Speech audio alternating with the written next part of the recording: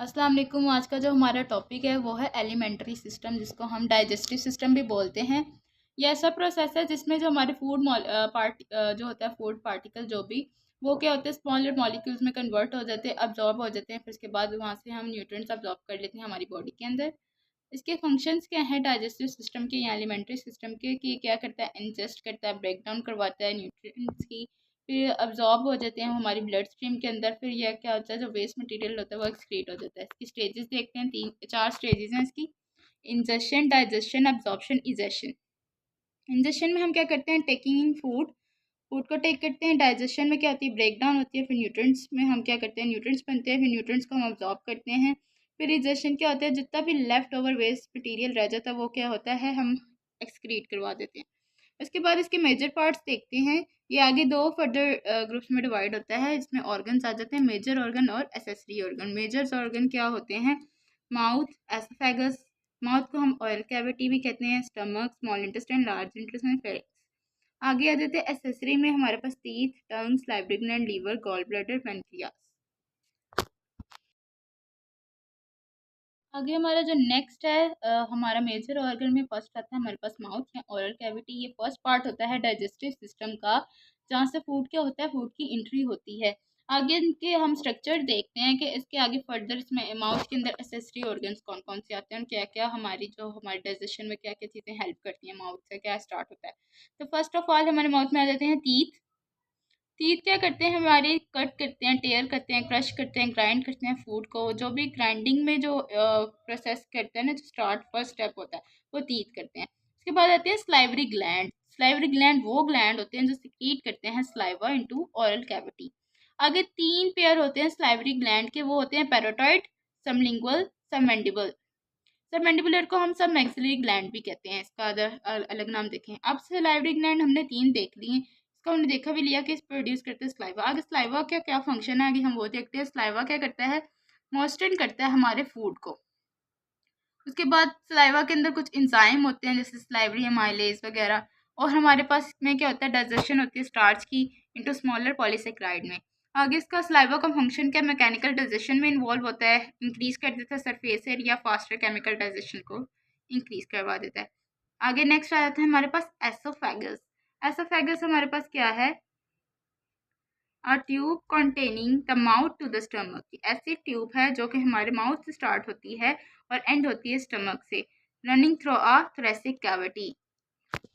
आगे हमारे पास लोकेशन देखते हैं एसोफेगस की, कि लाइस करता है बिहाइंड द वाइन पाइप। हमारे वाइन पाइप के नीचे ये प्रेजेंट होता है। और ट्रकिया में हमारे पास क्या होता है, एपिग्लोटिस होते हैं। एपिग्लोटिस क्या होती है, ये एक ओपनिंग होती है जो कि हमारे जो फूड है, फूड पार्टिकल को वाइन पाइप में जाने से क्या करती है, रोकती है।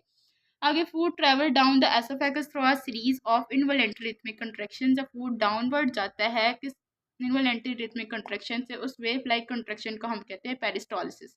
जैसे कि देखें, ओरल कैविटी में फूड गया, अब ये बोलस है, यानी फूड का वो जो हम ग्राइंडिंग करने के बाद एक बन जाता है उसको हम बोलते हैं बोलस। अब बोलस ऐसे नीचे डाउनवर्ड आ रहा है ट्रकिया से, तो वो जो हमारे वाइन पाइप को तो एपिग्लोटिस ने क्लोज कर दिया। जो हमारी फूड कैनाल है, फूड की जो वॉल है, वो उधर से ऐसे ये जो डाउनवर्ड मूवमेंट हो रही है उसको हम बोलते हैं पेरिस्टोलिसिस। और अगर इनकेस उल्टा देखें, वॉमिटिंग के केस में अगर वही हमारे पास बोलस पुश कर जाए बैकवर्ड को, तो वो हमारे पास क्या हो जाता है, एंटी पेरिस्टोलिसिस हो जाते हैं। आगे इसके फंक्शन देखते हैं एसोफेगस के, कि जो लाइनिंग होती है एसोफेगस की वो सिक्रीट करती है हमारे पास म्यूकस को, लुब्रिकेटिंग होता है, ये सपोर्ट करता है हमारे फूड की मूवमेंट को। और उसके बाद जो बोलस मूव करता है वो एक एसोफेगस स्पिंचर से मूव करता है, जिसको हम कहते हैं कार्डिक स्पिंचर। कार्डिक स्पिंचर क्या करता है, प्रिवेंट करता है स्टमक एसिड को from back flowing into the oesophagus, के दोबारा हमारे पास वॉमिटिंग केस ना हो। एंटी पेरिस्टालसिस मूवमेंट को क्या करता है, कंट्रोल करता है कार्डिक स्पिंचर। अच्छा, आपने एसोफेगस की डायग्राम देख ली, अब हम बताते हैं स्टमक की। स्टमक की आपको पास ऐसे मैंने डायग्राम बनाई है।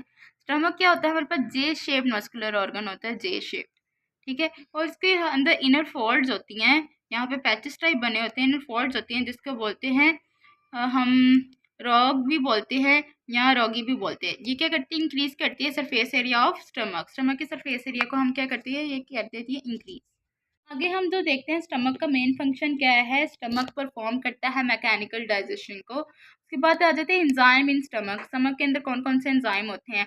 अगर एसिडिक इन्वायरमेंट कब बनता है पहले हम वो देखते हैं। अगर हमें कोई एंजाइटी हो, कोई भी डिप्रेशन वगैरह हमें हो जाए तो हमारी स्टमक की एसिडिटी क्या कर जाती है, इंक्रीज कर जाती है, जिसकी वजह से हमारा जो अंदर स्टमक का एसिडिक इन्वायरमेंट है वो क्या कर जाता है, इंक्रीज कर जाता है।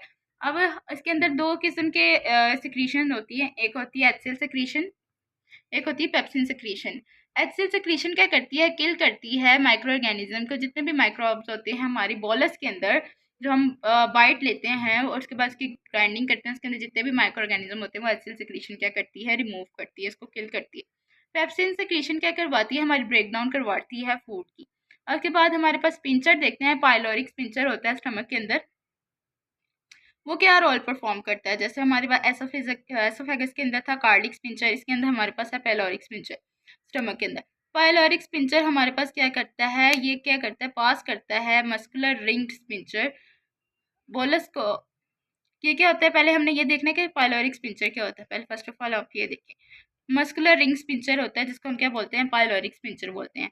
ये क्या होता है, बोलस को कन्वर्ट कर देता है काइम के अंदर। जब काइम मूव करता है फिर स्टमक से स्मॉल इंटेस्टाइन के अंदर, जो काइम स्टमक से स्मॉल इंटेस्टाइन तक जाएगा वो किस स्पिंचर के थ्रू जाएगा, वो पाइलोरिक स्पिंचर के थ्रू जाएगा। ये हमारे काइम को ट्रांसफर करता है स्टमक टू स्मॉल इंटेस्टाइन, ये इसका मेन फंक्शन है। और ये क्या होता है, मस्कुलर रिंग स्पिंचर होता है जिसको हम पाइलोरिक स्पिंचर बोलते हैं। फिर उसके बाद हम स्टमक का प्रोटेक्टिव मैकेनिज्म देखते हैं कि हमारे पास क्या करता है। फर्स्ट स्टमक सिक्रीट करता है small amount of gastric juice, तब तक ये सिक्रीट करता है जब तक फूड स्टमक के अंदर क्या हो, प्रेजेंट हो। उसके बाद सेकंड सिक्रीशन करता है ये म्यूकोकस की, क्योंकि म्यूकोकस क्या करता है, इसको प्रोटेक्ट करता है स्टमक की लाइनिंग को गैस्ट्रिक जूस से। क्योंकि गैस्ट्रिक जूस अगर स्टमक की लाइनिंग पे पड़े तो वो क्या होती है, खराब भी हो सकती है। तो म्यूकोकस सिक्रीट होता है और वो प्रोटेक्ट करता है स्टमक की लाइनिंग को गैस्ट्रिक जूस से। थर्ड क्या होता है, डाइजेस्टिव एंजाइम रिलीज करते हैं इनएक्टिव पेप्सिनोजीन। आगे वो पेप्सिनोजीन कन्वर्ट हो जाती है पेप्सिन के अंदर और ये आल्सो इंक्रीज कर देती है प्रेशर ऑफ हाइड्रोक्लोरिक एसिड जिसकी पीएच होती है 1। नेक्स्ट है हमारे पास स्मॉल इंटेस्टाइन। स्मॉल इंटेस्टाइन अब जैसे मैंने पीछे बताया कि काइम से हमारा जो काइम बना है हमारा बोलस से, वो काइम आगे हमारे पास स्टमक से स्मॉल इंटेस्टाइन में जाएगा। किसके थ्रू जाता है, पाइलोरिक स्पिंचर के थ्रू। अब वो आ गया पाइलोरिक स्पिंचर के थ्रू स्मॉल इंटेस्टाइन में। स्टमक से कहाँ से आ गया, स्मॉल इंटेस्टाइन में आ गया। किसके जरिए आया, पाइलोरिक स्पिंचर से।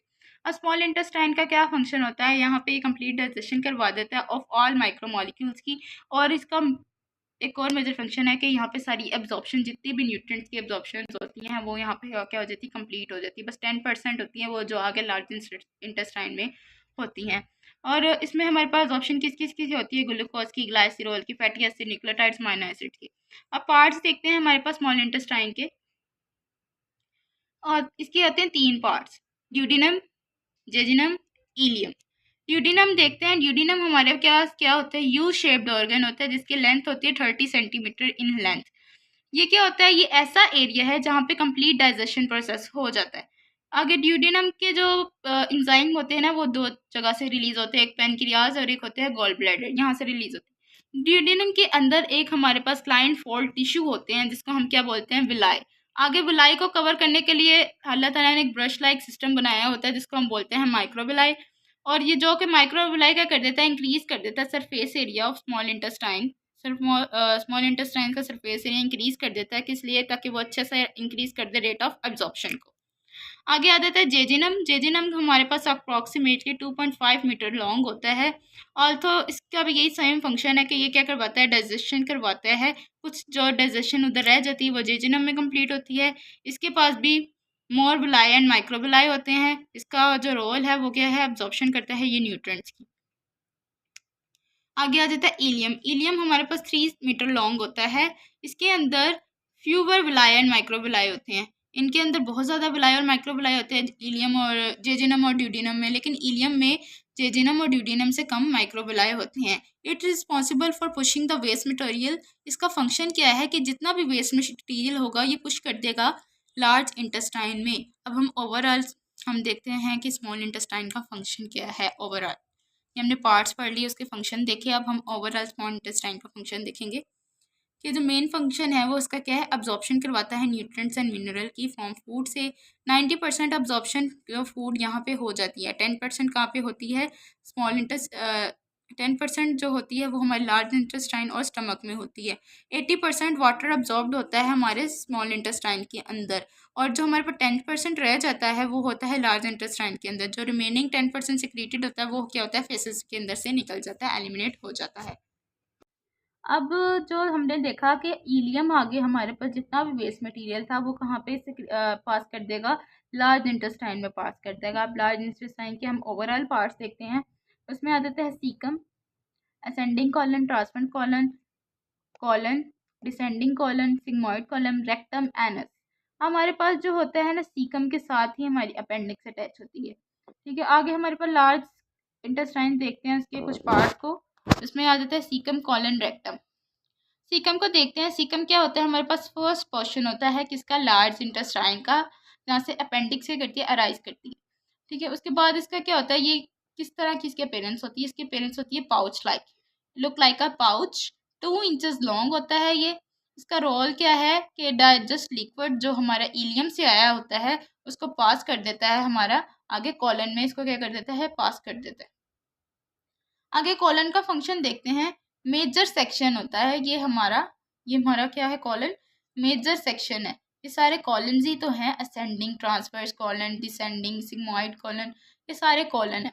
अब जब सीकम से कॉलन में गया तो हमारे पास मेजर सिक्रीशन जो होगी ना वो लार्ज इंटेस्टाइन की कॉलन में होती है। आगे कॉलन फर्दर डिवाइड होता है वो देखेंगे। द प्रिंसिपल प्लेस ऑफ, यहाँ पे क्या होती है, वाटर री अब्जॉर्प्शन होती है। जो 10% वाटर हमारे पास यहाँ पे आता है ना उसकी अगेन रीअब्जॉर्प्शन होती है। उसमें से फिर हम अब सॉल्ट्स को रीअब्जॉर्ब करते हैं जो अगर हमारे लिए ज़रूरी होते हैं उसको हम क्या करते हैं, रीअब्जॉर्ब कर लेते हैं। आगे कॉलन के 3 कंपोनेंट्स होते हैं, एक होता है असेंडिंग, ट्रांसफर, डिसेंडिंग। पहले हम देखते हैं असेंडिंग कॉलम। ये हमारे पास फर्स्ट पार्ट होता है कॉलन का। ठीक है, इसमें क्या होता है, पुशेस करता है ये अनडाइजेस्टिव डैब्रिस, जितने भी हमारे डैब्रिस रह जाते हैं अनडाइजेस्टेबल, जो डाइजेस्ट नहीं हो सकते, वो क्या कर देता है, इसको क्या करता है, पुश करता है। और ये कहाँ प्रेजेंट होता है, right lower the end of the liver. जो राइट एंड होता है, राइट लोअर एंड होता है जो लीवर का, उधर ये क्या होता है, प्रेजेंट होता है। ट्रांसवर्स कॉलम हमारा टॉप पे प्रेजेंट होता है, तो ये सेकंड पोर्शन होता है हमारा स्मॉल इंटेस्टाइन का, लार्ज इंटेस्टाइन का सॉरी। और जहाँ पे फूड क्या करता है, ये स्ट्रेट शेप में बना होता है, तो हमारे पास फूड मूव करता है लेफ्ट टू राइट। इस तरह बना होता है तो ये फूड मूव करेगा लेफ्ट टू राइट। ठीक है, under your stomach. Descending colon इस तरह आएगा। तो डिसेंडिंग कॉलन हमारे पास थर्ड पोर्शन होता है कॉलन का, जो पुश करता है down to lower left side of your abdomen.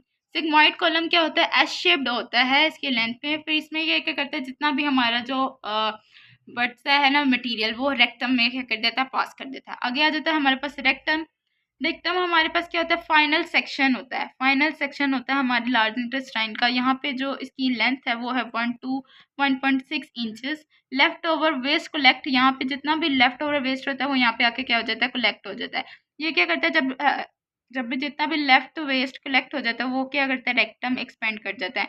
फिर जितना भी लेफ्ट वेस्ट है वो कहाँ से एक्सक्रीट हो जाता है, एनएस से सिक्रीट हो जाता है। ये सारे हमारे मेजर ऑर्गन्स कंप्लीट हो गए। अब हम देखते हैं एसेसरी ऑर्गन्स। एसेसरी ऑर्गन्स हमारे पास क्या कहते हैं, सपोर्ट करते हैं हमारे डाइजेस्टिव सिस्टम को, but not a part of the digestive track. लेकिन डाइजेस्टिव ट्रैक के ये पार्ट नहीं होते, लेकिन ये सिक्रीट करते हैं हमारे पास, एंजाइम को सिक्रीट कर देते हैं, फ्लूइड सिक्रीट करते हैं, जो कि हमारे डाइजेशन में क्या करते हैं, हेल्प करते हैं। अब जैसे कि लीवर देख लेते हैं। लीवर हमारे पास लार्जेस्ट ऑर्गन है हमारे बॉडी का, जिसका वेट है 1.5 kg, और इसके 2 लूब्स होते हैं, राइट और लेफ्ट।